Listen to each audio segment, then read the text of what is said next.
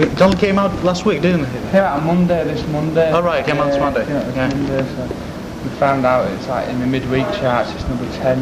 Yeah. So it's looking good, we'll see.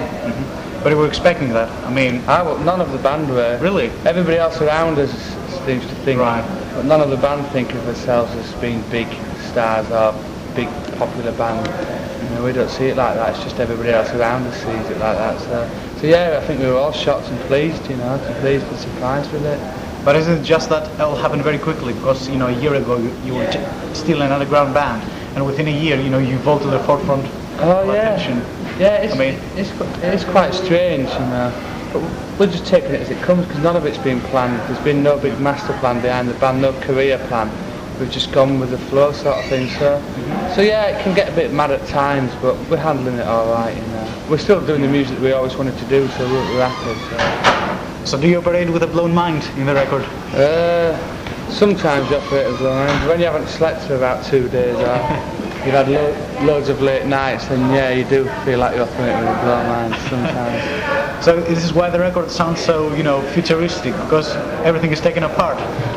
Yeah, I don't know, I can't really describe how we work and why it sounds like it does sound. It's just, we've got so many influences mixed up in there, everybody comes to the band with different ideas and different songs that they like, so yeah, I think it sounds futuristic because there's the last 30 years of music all on one album, really. Do you think you really fit into that big beat movement? Because you sound quite out of it, Yeah, I think people clumped us in with that with the first couple of singles, which were quite full-on sort of songs, but we always knew there was more to us than that, and I think if people actually sat and listened to the B-sides of those songs, they'd have realised that we had more going on than just sort of straightforward beats. So yeah, I don't think we really fitted in, but it was, while it lasted, it was a good scene. I think all the bands who've obviously got the talent have moved on from there. I think like Fatboy Slim and Pellerheads, I think they've gone on and done different things. So yeah, I think it was appropriate at the time when we first started, I think, but not anymore.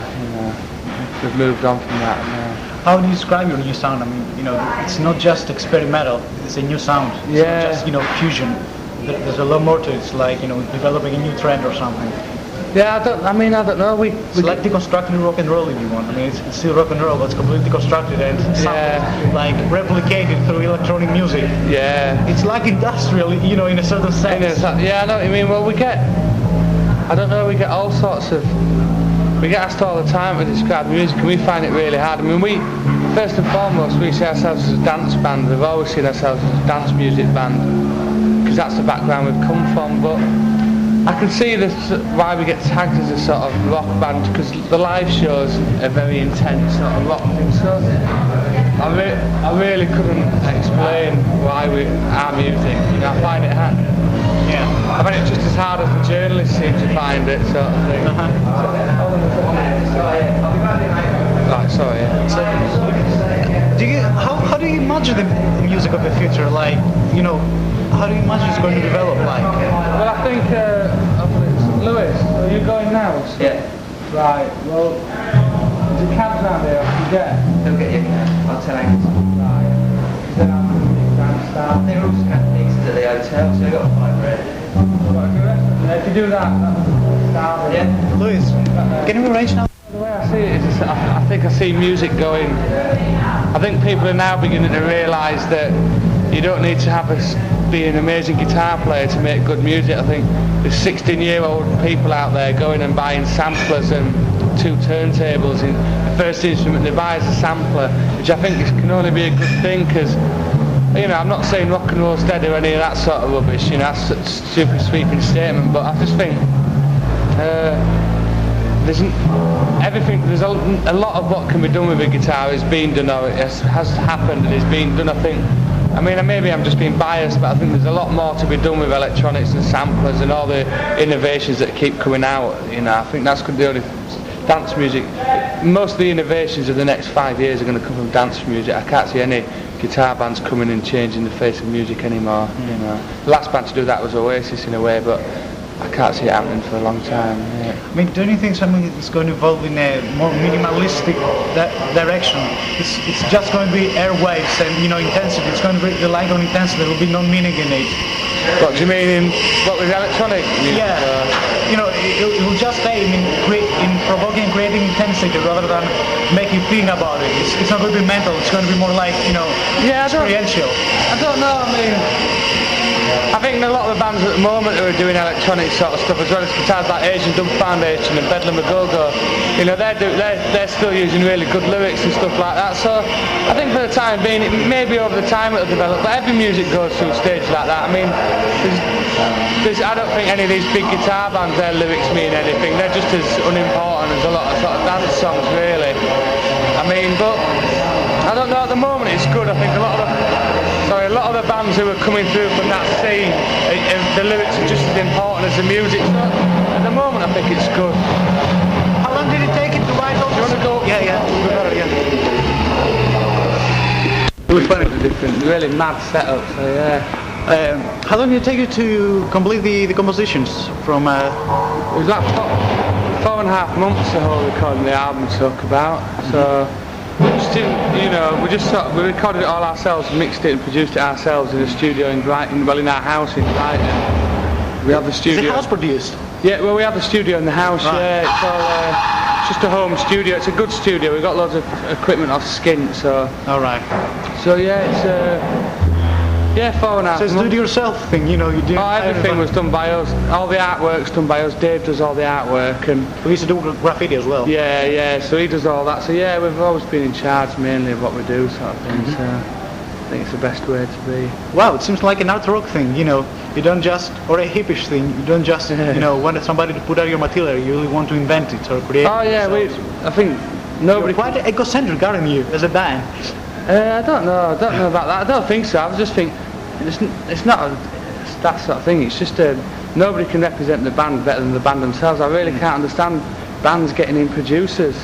You get engineers in to do the technical side, but you should be the producer. I can't understand bands who let somebody outside of the band develop their sound. To me that makes no sense, and having no say in what single comes out or the artwork, to me that's what's the point of being in the band? Being in the band is all about being creative, and if that creativity is taken out of your hands, then there's no point doing it. If you ask, I can't understand that at all.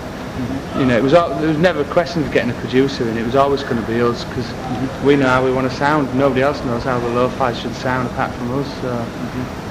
How do you normally work when you're writing a song? Like, do you normally start with a bass line, like finding a chord in your song and then starting filling it through? A lot of it comes back, we usually have a sample.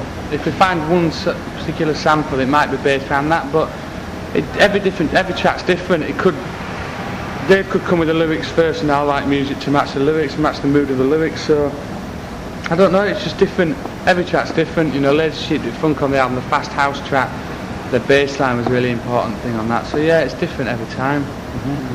Is it dependent on chance mostly, like getting in the studio and banging around until you come up with a... well, yeah, I mean, we always have an idea, I always have a rough arrangement planned, and we always have a rough idea of what it's going to sound like, but yeah, we always wouldn't experiment and mess around in the studio till we get what we want. Yeah, it's not set in stone from the start, it's constantly changing each track, so... Have you reached a point where you finished writing something or recording and then saying, I hate this shit, I don't want to put it out? No, well that's one thing with the band. We've never done. Well, I think I can speak for the whole band. Is we've never done a track that we don't like. We never put it out. If we did a track that we didn't like, then it would never go out, and we'd work on it until we made it sound right. So yeah, we're total perfectionists with the music. We'll never put anything out unless we're 100%. If everybody in the band's not 100% happy with it. Is it Dave who wrote the lyrics for Vision Incision? Dave writes the lyrics. Yeah. Do you know what it is about? Vision Incision. Yeah, I mean, I know slightly, but it's best for... I can't really speak for Dave, I know what it's... what do you know? Well, I know it's about... I mean, as Dave explains it's about just one particular character who starts off quite alone and sort of down sort of thing, with the lyrics like I've been shot right out of the sky and stuff like that. But then just ends... It's like the music is a straight journey through from sort of quite hard, full-on bits to the breakdown in the middle. And it's just about, I think... I don't want to sound really pretentious or anything, because I don't want to describe it, but I know it's about the character in the song just discovering himself, finding a bit of happiness towards the end of the song, starting off quite wretched and down, and then ending up. And where's vision incision? I'd have to- Is it just rhyme or? No, well, yeah, it is, but you'd have to ask Dave about that. I don't. Yeah. I mean, the original title was called Paint Chasing Vision Incision. It was 4 words, but just shortened to Vision Incision. Right. So yeah, I mean, I just love the title. I mean, I don't know if it's got much. It's probably got something to do with the lyrics, but I just really like the sound of it. So it just sounded really good for the song. So what's next after that? Any singles? Have you any pre-recording songs for a single? We've got one more song coming off the album, I think, and we've got 2 brand new B-sides that we're going to record next week, and then just new stuff. Yeah, we're just going to get in the studio as soon as we can, get on with it. We're looking forward to it. You're really prolific, aren't you? Yeah, well, I'm really missing the studio, really missing it. I really want to get back to it, you know. Are you more a studio than a live band then? No, I mean, I love doing these shows. I mean, the tours are getting better and better, more and more people, better and better crowds. So no, I love doing the live shows, but the music, writing the music is where it all comes from. That's what I